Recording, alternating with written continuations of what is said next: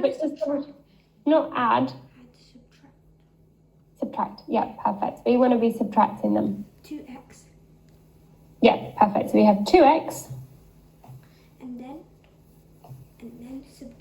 add 3 and 4. Yeah, add 3 and 4. And what does that give us? 7. 7, yeah, perfect. So on one side we have 2x, and on the other side we have 7. So now we're kind of a little bit strange equation here. We have 2 lots of x is equal to 7. But what we would usually do is divide through by 2. So let's try doing that. So let's try dividing through everything by 2. What do you get? 2x will become just x. Mm-hmm. And Good.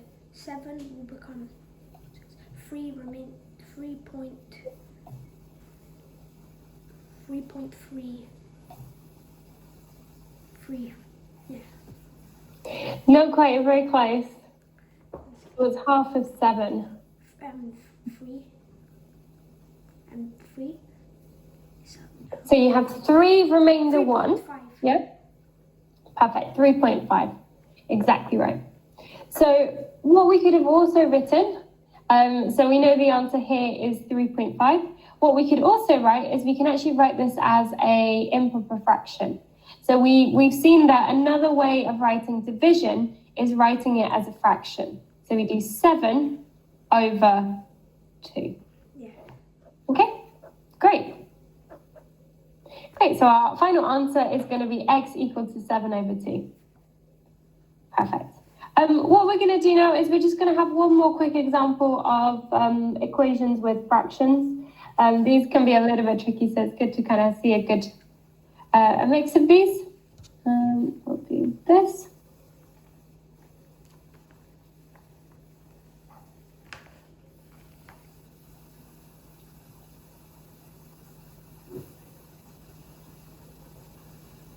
Okay, so we have 2x minus 1 over 5 equal to x.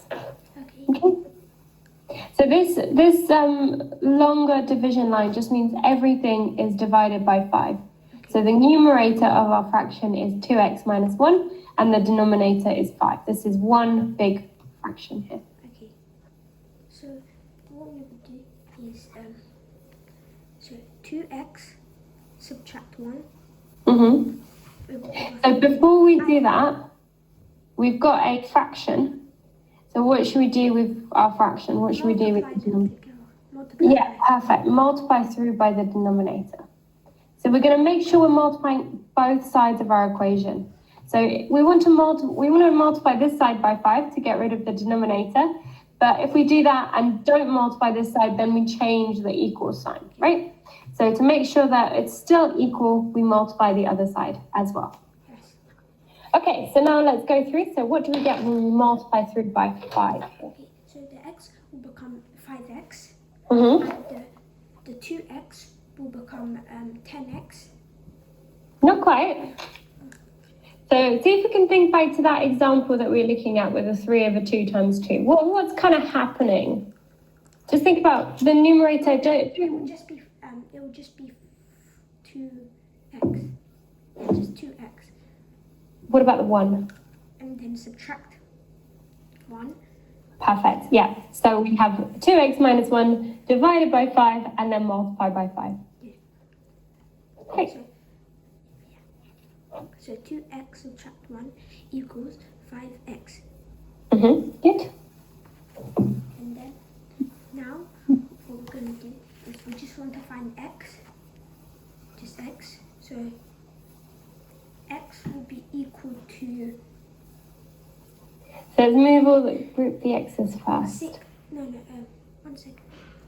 Yeah, group at 5x and 7.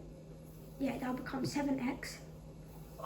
Not quite. So you're on the right lines. Should we be adding the 2x or taking away the 2x? Take away. Yeah, well done. So we want to take away 2x on both sides.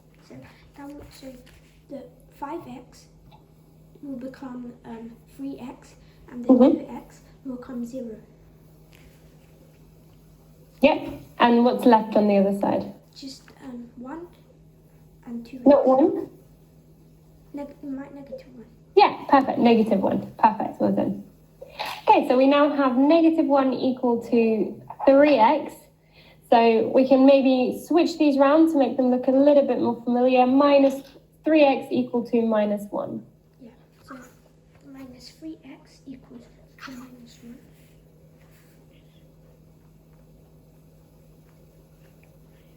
1. So if 3x equals to minus 1, x would be equal to 4. 2. Yeah, 2x.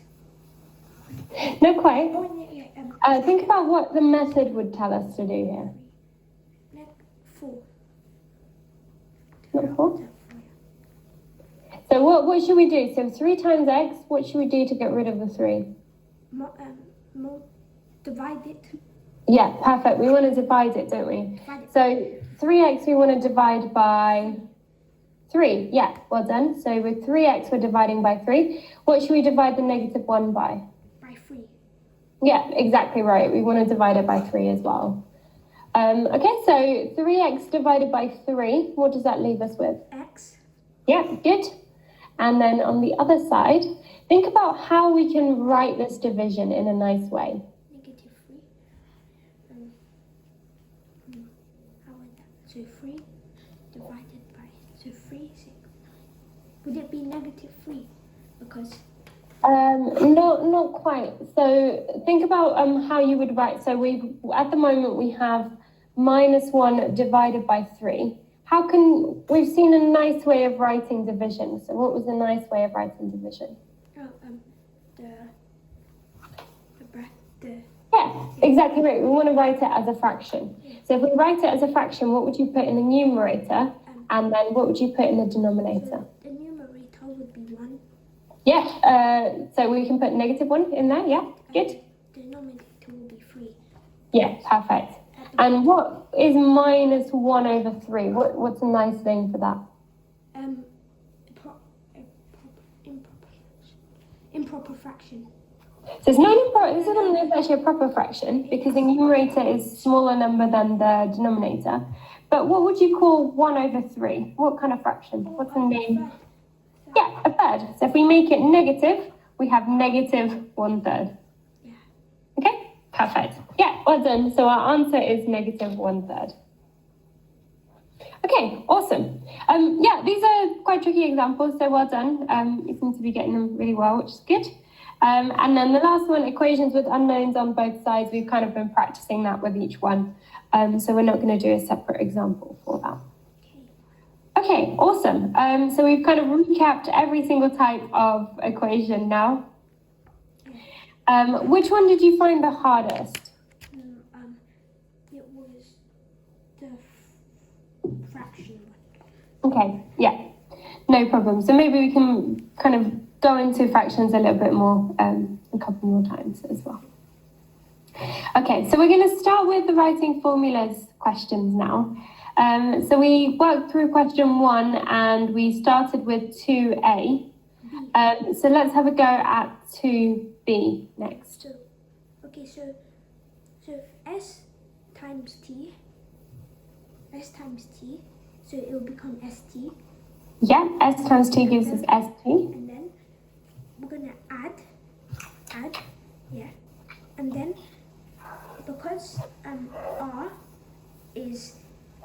r and t is the same, because it's just, yeah, so it'll be rt over 2, because the triangle is a half. Yeah, so st plus rt over, because you see over here next to r, and look at t, the same, but it's just the r is halved. Yes, exactly right. So because we're now finding not a square, we're finding a triangle. That's why this bit here, the triangle area, is divided by 2. Okay, so that's our square, rectangle.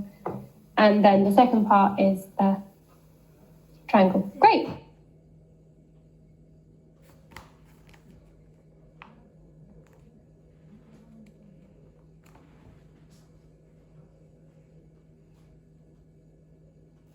Sorry about that.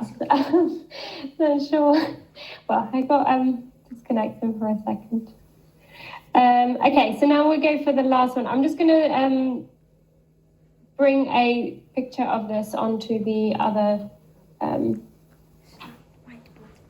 onto a fresh whiteboard, because the board is unfortunately a little bit misaligned today. So we'll just do it on here. Okay, and this one's a little bit tricky, so I just wanted to kind of go through in case we get stuck.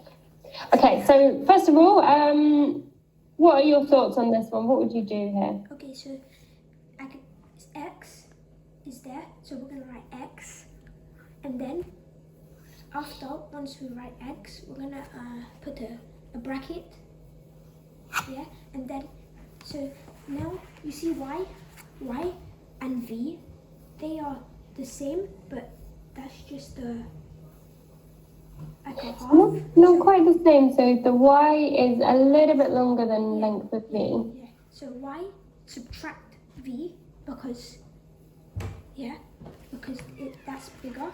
So Y. Yeah. So Y minus V is this length here. Y minus V. Good. And you close the bracket. Now we're gonna add because we need the other ones. So we're gonna add the V because it's next to U. So V, and then bracket U, and then subtract X. So we're thinking about this length here. So you have the right thing. Just make sure we've got them the correct way around. Oh, X subtract U. Perfect. X subtract U. Perfect. And then the close bracket, yeah. Great. Yeah, that's exactly correct. So now let's expand this out and let's see what it looks like if we can simplify this at all. Yeah, so what we're going to do is first we're going to do the clone method. So X multiplied by Y is XY. Yeah, good. And then X multiplied by V, V is XV. And then close, and then add. Then we're going to do that. V multiplied by X is Vx. Yeah. So should we write Vx or XV? XV.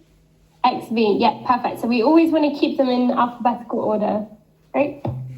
Okay, and then the last one? And then subtract VU. Yeah, I'm going to put UV, so keeping it in alphabetical order. Okay, so what's our equation going to look like now? So so we're gonna add them. So it's gonna be like a square. Yeah. So X.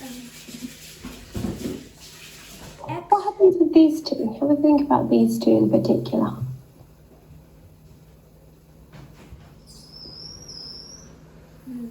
You're gonna subtract them together because it's add. So it's just gonna be 0 for that. Exactly right. So we're taking away something and then we're adding it back on. So what happens? We get 0, right? So because this is the inverse of this one, then we can get rid of those. Yeah. Okay?